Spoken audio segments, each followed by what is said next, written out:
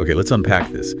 Have you ever truly stopped to consider the fundamental difference between working for your money, grinding away day after day, and having your money actually work for you, generating income while you live your life? It's the question that, honestly, once you start digging into it, it can really shift your whole perspective on everything, your job, your financial security, all of it. Today, we're taking a deep dive into a source that famously highlights this very idea. It spurred countless people to reevaluate their financial blueprint. Robert Kiyosaki's Rich Dad, Poor Dad. Yeah, the material we looked at points to this book not just as like a quick read, but as a genuine mindset shift, a fundamental rethink of how we approach wealth, work, maybe even education itself. It's fascinating, isn't it, how Kiyosaki's perspective really challenges so much of what we're traditionally taught about financial success. I mean, many of us grew up with a very specific blueprint, right? Almost universally accepted, passed down, focused on security, traditional jobs. Definitely. The standard path. Exactly. This book, though, it essentially hands us a completely different map. So our mission today is to really distill the core differences between these two powerful contrasting mindsets. We're talking the poor dad and the rich dad philosophies. We want to understand their implications and make sure you, our listener, walk away not just with facts, but with, hopefully, a fresh lens on your own financial future, some, concrete insights to ponder. Right. So let's unpack that core contrast, because as the book makes clear, this isn't just theoretical stuff. It directly shows the huge difference between working for money and making money work for you. Yeah. So what does that actually look like in practice? Well, the poor dad philosophy, as the source describes it, often boils down to prioritizing job security, a stable salary, diligent saving. This represents a very traditional approach, very common, frankly, and deeply ingrained in our society. Your income is directly tied to your consistent employment, your effort, the hours you put in. It's that direct exchange, time and skill for a paycheck. Got it. The emphasis is really on having that steady job, that reliable income stream, and then, diligently setting aside a portion of that earned income for the future, retirement, emergencies, maybe a down payment. This path values stability, almost above all else. A regular paycheck is seen as the cornerstone of financial well-being. Kiyosaki often calls this the rat race, right? Where you're constantly running, trying to earn more, but maybe never quite getting ahead because your income always depends on your continuous labor. Okay, and here's where it gets really interesting, I think, where Kiyosaki introduces what, for many people, is a genuinely surprising idea, a real paradigm shift, because the rich dad philosophy takes such a dramatically different turn. In contrast, that security-focused paycheck mentality, the rich dad focuses intensely on acquiring assets, making strategic investments, and ultimately achieving financial freedom. This isn't just a different strategy. It sounds like a completely different rule book, doesn't it? It really does. It's not about the steady paycheck. It's about building something that generates income independently of your direct work. It is, and this is where Kiyosaki brings in one of his most important and honestly often misunderstood distinctions. The definition of an asset versus a liability. Ah, yes, that's key. For the rich dad, an asset isn't just something you own. It's something that puts money into your pocket, period. Conversely, a liability is anything that takes money out of your pocket. Simple, but powerful. It sounds simple, yeah, but it fundamentally flips traditional thinking, even basic accounting sometimes, on its head. It's the bedrock of his whole philosophy. So while, a bank might call your house an asset, right, Kiyosaki challenges you. Is it really generating income? Or is it just consuming it through mortgage payments, taxes, upkeep? That reframing is huge. It is, because it shifts your focus entirely. Instead of just accumulating stuff, you're looking to acquire things that produce income. Things like cash flowing rental properties, maybe, or businesses that run themselves, intellectual property generating royalties, dividend paying stocks, things that consistently funnel money back to you. Building systems. Exactly. Building a system where your resources multiply themselves, creating wealth passively, which then leads directly towards that concept of financial freedom we mentioned, the ability to cover your living expenses from your passive income, freeing you from having to constantly exchange your time for money. That distinction, especially how he defines assets, it really does change everything, doesn't it? Absolutely. Because that then brings us to what Kiyosaki sees as the absolute core lesson.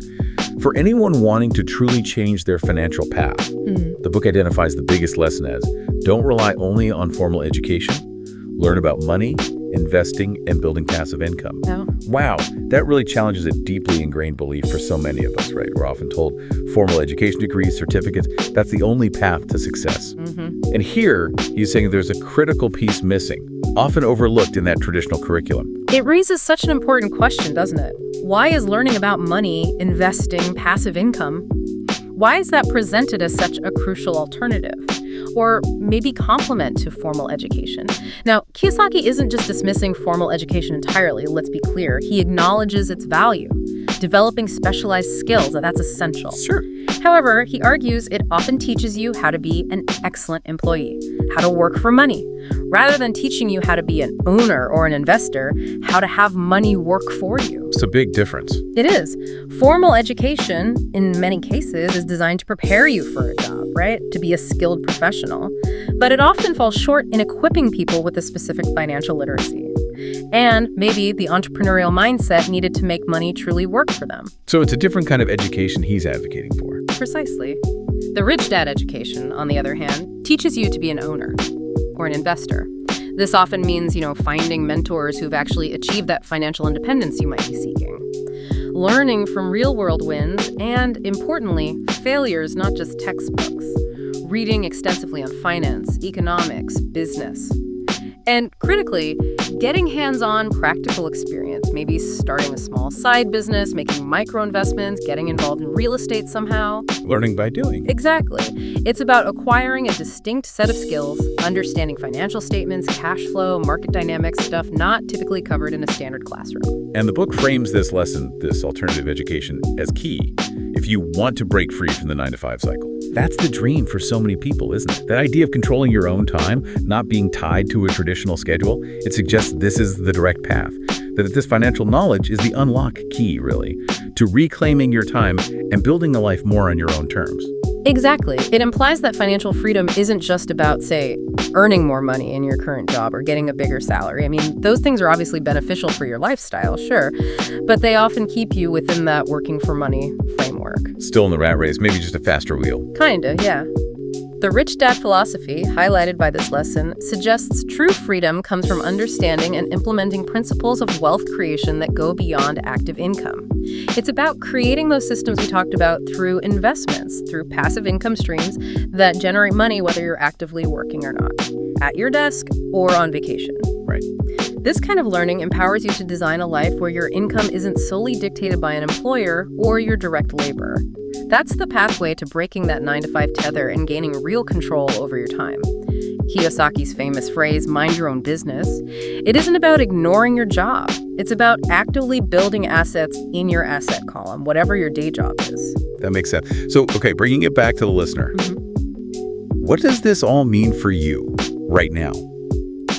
The book ultimately leaves us with a really thought-provoking question, almost a challenge, you could say. So, are you thinking like the poor dad or the rich dad? It's a moment for some genuine personal reflection, isn't it? A kind of internal audit. Absolutely. And crucially, this isn't about saying one is right and one is wrong or judging your current situation at all. No, Jen. Not at all. It's fundamentally about self-awareness. It's really an invitation to consider which financial philosophy currently guides your decisions, whether you realize it or not. Are your main financial goals centered around job security, a stable salary, diligently saving that earned income, or are you actively seeking ways to acquire assets, to make investments, to build passive income streams that generate wealth independently of your job? This is understanding where you are on that spectrum. Exactly. Understanding where you currently stand helps you see what paths that opens up or maybe closes off for you. In terms of long-term financial growth, independence, it's just a personal check-in. And honestly, it can be a little uncomfortable at first, confronting those ingrained beliefs we all have about money. For sure.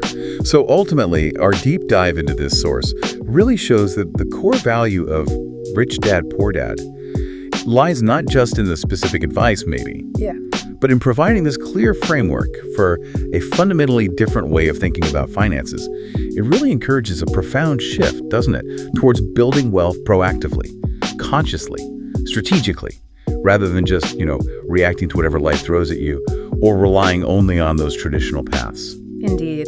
It's really an encouragement to move beyond those traditional paradigms we've discussed, to consider that there are other ways, perhaps less conventional, but potentially more powerful pathways to financial security and ultimately freedom. By presenting these two contrasting mindsets so starkly, the book effectively offers a different mental model for approaching money. A new lens. Yeah, a new lens. It challenges you to look at your current financial habits, your future goals through this lens, and to recognize that true financial freedom is often more about understanding how money works than simply working hard for it. So we've taken a deep dive into how Rich Dad, Poor Dad presents this powerful mindset shift, moving from working for money to having money work for you. And we've seen the critical role of financial education beyond just formal schooling in making that shift happen. It's about empowering yourself with knowledge, really, and making conscious choices that line up with your financial goals. Which, raises an important final question for you, our listener, to maybe chew on this week. Given the stark contrast we've explored between these two financial philosophies, what is one small, tangible step you could take, just one thing this week, to learn more about a specific type of asset, or a new investment strategy, or maybe even a potential passive income stream, something that moves you just a little bit closer to that rich dad mindset? Small steps. Yeah, maybe it's just researching a local real estate mentor online, Right. or picking up a book on dividend investing, or even just brainstorming how to turn a hobby into a small, cash-flowing side project. Don't think of it as a massive overhaul, just a single, curious step forward. Great thought to end on. Keep exploring, keep learning, and keep diving deep.